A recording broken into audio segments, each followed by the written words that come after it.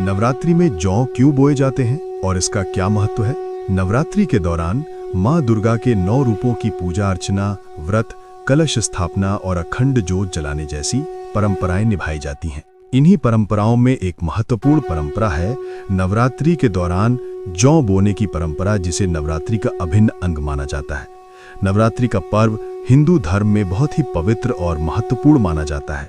इस 9 दिवसीय पर्व के दौरान माँ दुर्गा के 9 रूपों की पूजा की जाती है। नवरात्र में अखंड ज्योति, व्रत और कन्या पूजन के साथ साथ जौ बोने की परंपरा भी चली आ रही है।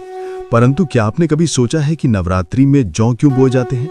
आइए जानते हैं इसके पीछे क्या मान्यता है। धार्मिक मान्यता है कि नवरात्रि में जौ बोना शुभ और मंगलकारी होता है। जौ को जयंती और अन्नपूर्णा देवी का रूप माना गया है। इसे जौ जयंती भी कहा जाता है।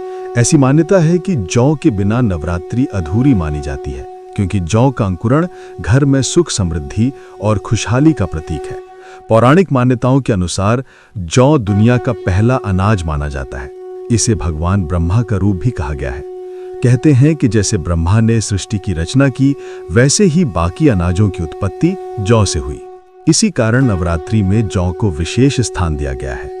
जौ के पात्र को माँ दुर्गा की मूर्ति या तस्वीर के पास रखें।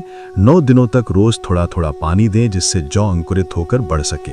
जौ के अंकुरित होकर बढ़ने को शुभ संकेत माना जाता है। ये घर में सुख, समृद्धि